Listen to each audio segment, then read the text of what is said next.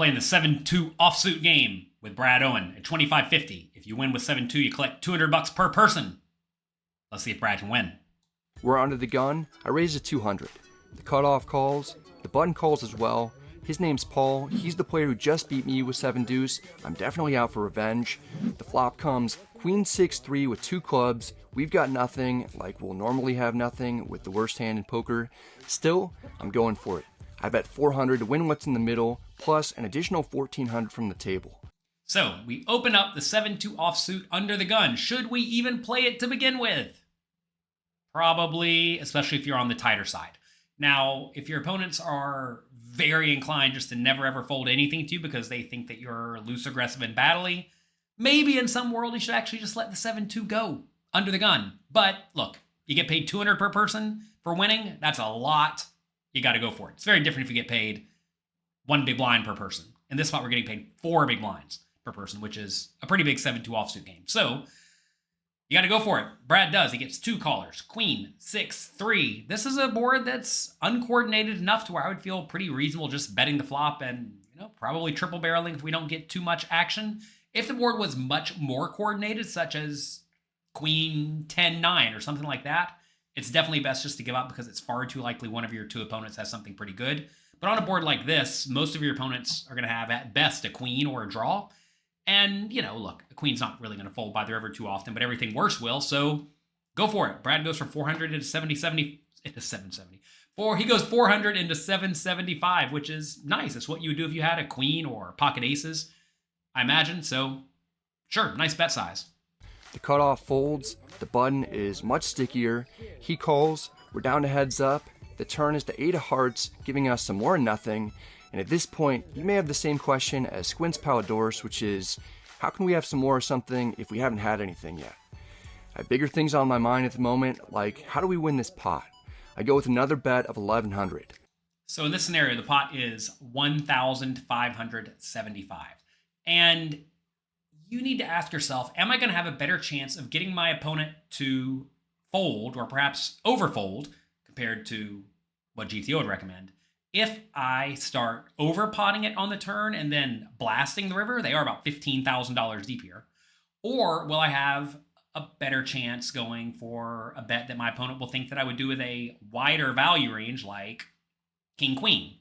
And it definitely depends player to player. Some players will drastically overfold if you overpot it on the turn. If you go for 1,800 in this situation, as to be fair, you wouldn't mind doing with a hand like Ace Queen, King Queen, Pocket Kings, a hand that's almost always good but vulnerable, then I definitely think that a large bet is ideal because most people are not going to find an adequate amount of bluffs with flush draws and straight draws. They just don't go for overbets. And I will say in general, across the board, in most cash games, not necessarily 25-50, but in most cash games, almost no one overbets often enough. And for that reason, I do think you will get a lot of overfolds to that bet size, unless your opponent thinks that you would only overbluff or drastically overbluff with the 7-2. So you have to be a little bit careful in this spot when you are playing the 7-2 game.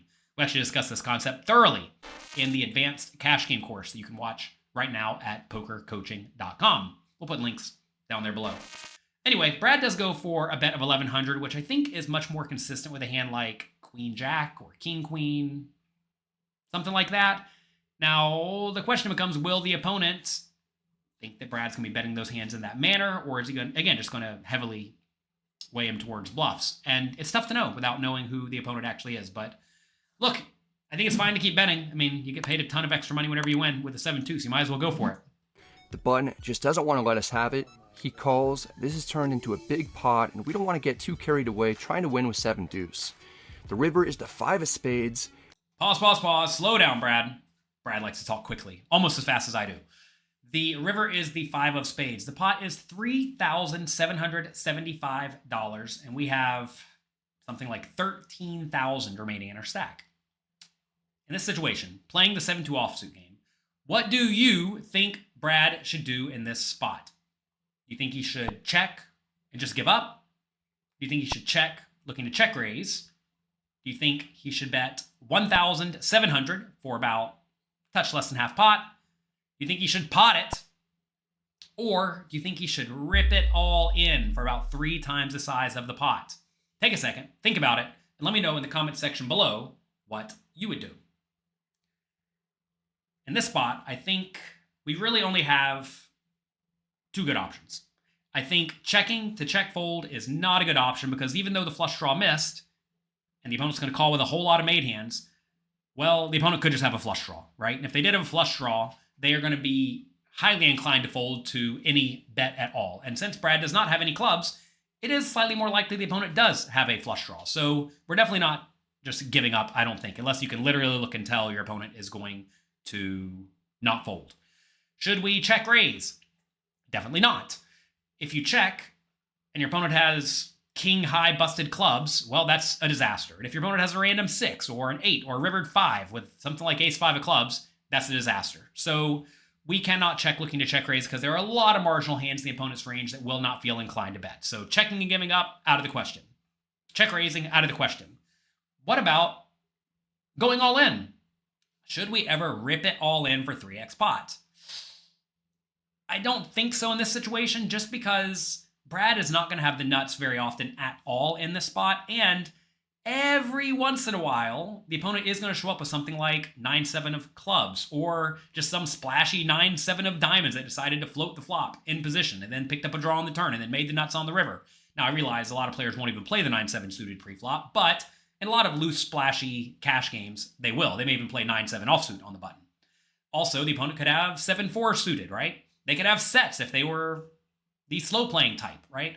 So I don't think we want to be blasting in this spot, mainly because we have no or almost no combinations of straights in our range, and you don't really want to jam it all in for 3x pot with pocket queens because you really block the opponent's calling range. So I don't think we want to have any shoves in this scenario, or at least not very many at all. So that leaves pot or 1700. And this is where, again, you have to ask, how will the opponent presume I'm going to play a queen? Because I think that is what we want to try to represent at this point. And I think a medium bet is ideal. Now, a lot of people are very terrified to make a medium-sized bet for half pot in the spot with a hand like 7-2 because they think their opponent's just always going to call them if they have any sort of made hand. And, you know, maybe they will. If your opponent's going to look you up when they have 7-6 suited for, third pair, then, yeah, you should probably use a bigger bet size.